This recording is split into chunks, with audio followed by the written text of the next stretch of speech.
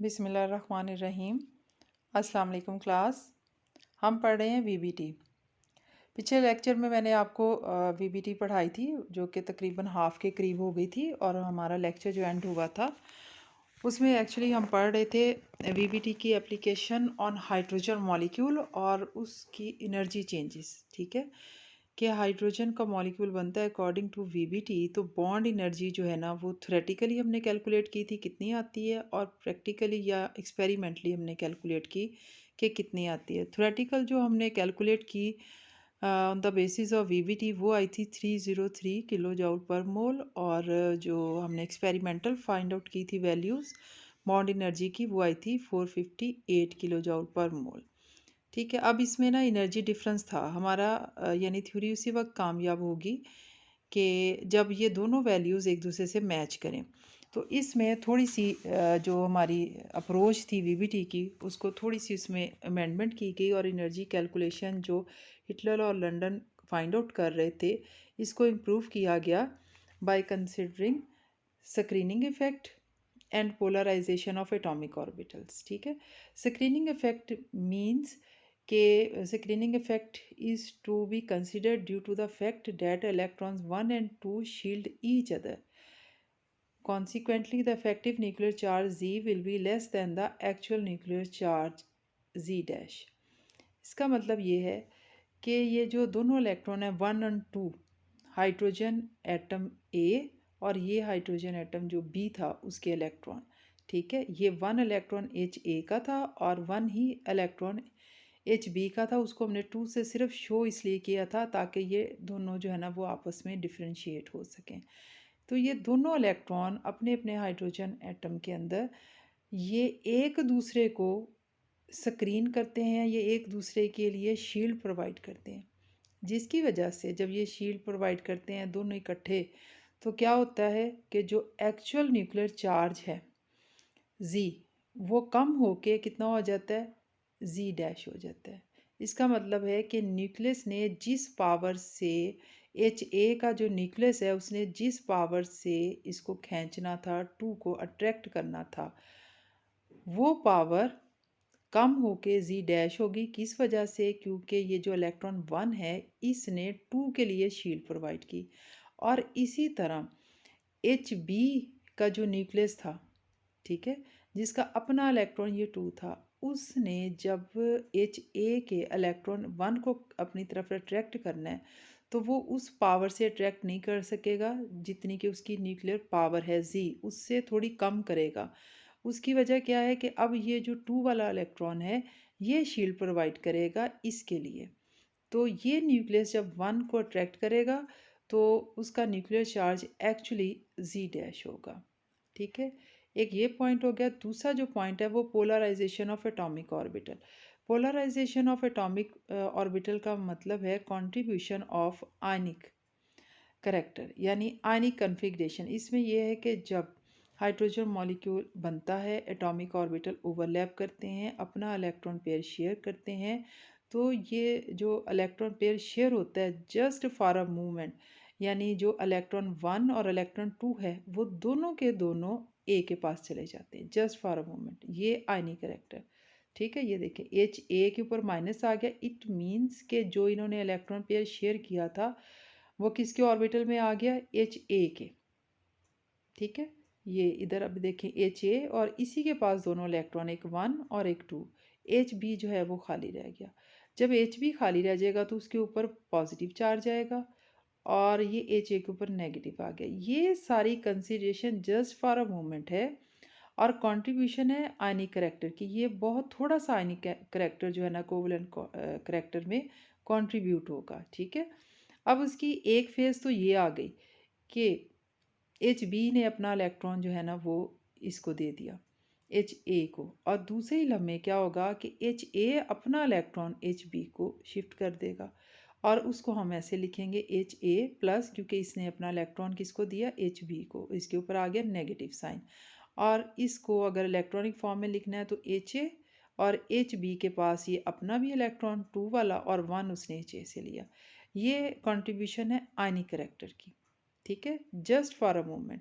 अब जो हम अपनी इक्वेशन लिख रहे थे इसकी इस वाले की जो जिसके नीचे 3 लिखा है, इसकी जो इक्वेशन बनेगी वो वेव फंक्शन साई के नीचे हमने 3 लिखा ताकि ये डिफरेंशिएट होते रहें, ठीक है। और साई ए ये वेव फंक्शन को शो कर रहा है atomic orbital of H A वाले हाइड्रोजन एटम को, और ये अपना उसका इलेक्ट्रॉन, और साई ए और ये 2 वाला इलेक्ट्रॉन एच बी का, ठीक है।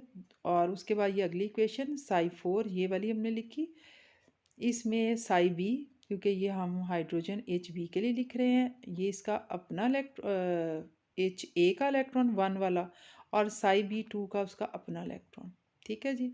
यानी पीछे भी हमने पिछले लेक्चर में भी इक्वेशंस लिखी थी, 2 इक्वेशंस, और 2 इक्वेशंस ये हो गई।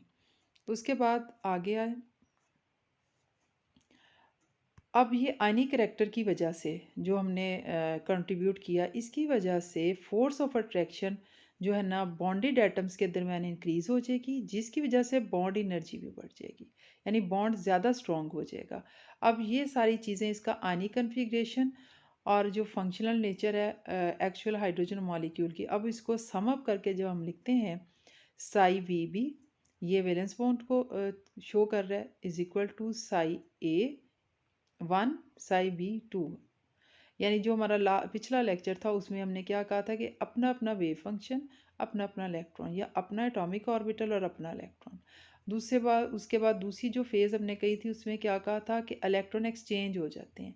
ये वेव फंक्शन, इसके पास बी का इलेक्ट्रॉन और ये बी वाले के पास 1 का electron.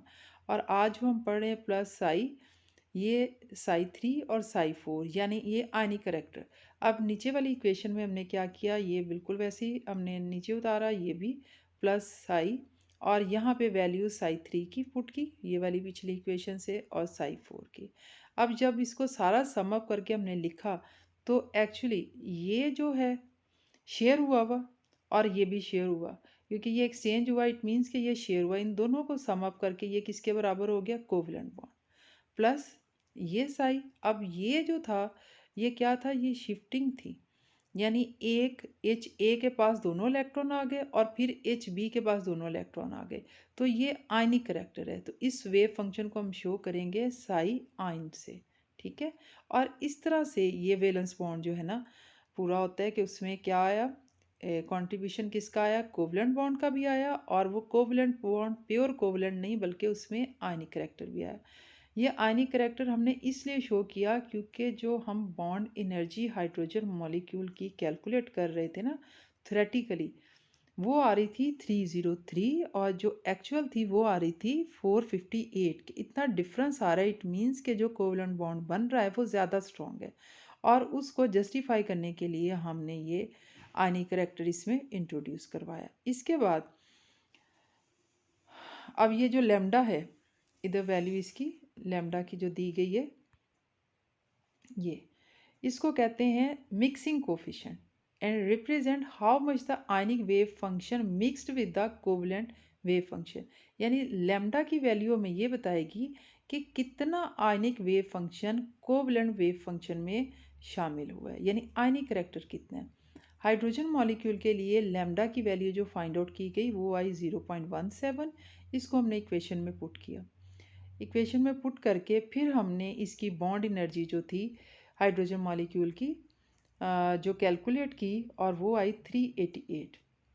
This bond energy value जो थी ये काफ़ी करीब है 458 के, ठीक है।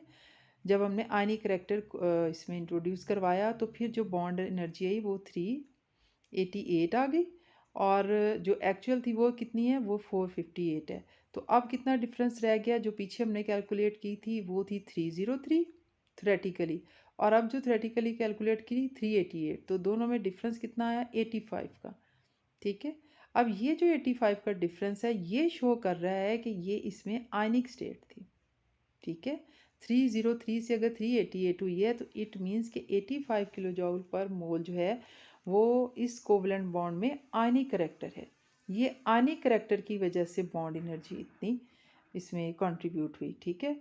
अब उसने कहा कि फिर भी ये डिफरेंस रहता है क्योंकि ये 388 और एक्चुअल वैल्यू क्या है 458, तो इसमें मज़ीद जो रिफाइनमेंट हम लेकर आए वो स्क्रीनिंग इफ़ेक्ट और पोलराइजेशन इफ़ेक्ट की वजह से लेके आए। और फिर जो इन्होंने कैलकुलेशन की स्क्रीनिंग इफेक्ट को भी इंट्रोड्यूस करवा के फिर जो वैल्यू आई वो आई 433, जो कि एक्सपेरिमेंटल वैल्यू 458 के बहुत करीब है। ठीक है, इस तरह से ये हमने सारी पढ़ी इसकी एप्लीकेशन ही इसकी सारी वीबीटी कैसे हाइड्रोजन मॉलिक्यूल के ऊपर अप्लाई होती है, और हमने उसकी बॉन्ड एनर्जी कैलकुलेट की थ्योरेटिकली भी और प्रैक्टिकली भी। अब हम इसकी एप्लीकेशन पढ़ते हैं, एप्लीकेशन ऑफ वीबीटी कि वीबीटी को अब हम मॉलिक्यूल्स के ऊपर एक्चुअली अप्लाई कैसे करना है। इसकी पहली जो कंडीशन है वो ये कि valence bond theory, valence shell का नाम आया है कि इसमें सिर्फ जो कंबाइनिंग एटम्स हैं उनके वैलेंस शेल के एटॉमिक ऑर्बिटल पार्टिसिपेट करेंगे, और वैलेंस शेल के वो वाले एटॉमिक ऑर्बिटल पार्टिसिपेट करेंगे या ओवरलैप करेंगे या बॉन्ड फॉर्मेशन में हिस्सा लेंगे जिनके पास अनपेयर्ड इलेक्ट्रॉन है। अनपेयर्ड इलेक्ट्रॉन का मतलब है कि उस ऑर्बिटल में 1 इलेक्ट्रॉन है। ठीक है, पेयर्ड इलेक्ट्रॉन का मतलब है कि ऑर्बिटल में 2 इलेक्ट्रॉन है। ठीक है, यानी वीबीटी के मुताबिक सिर्फ वो एटॉमिक ऑर्बिटल वैलेंस शेल के बॉन्ड फॉर्मेशन में हिस्सा लेंगे जिनके पास अनपेयर्ड इलेक्ट्रॉन है या जो पार्शली फील्ड हैं, और वैलेंस शेल के वो ऑर्बिटल जिनके पास जो फुली फील्ड हैं या जिनके पास 2 इलेक्ट्रॉन है वो बॉन्ड फॉर्मेशन में हिस्सा नहीं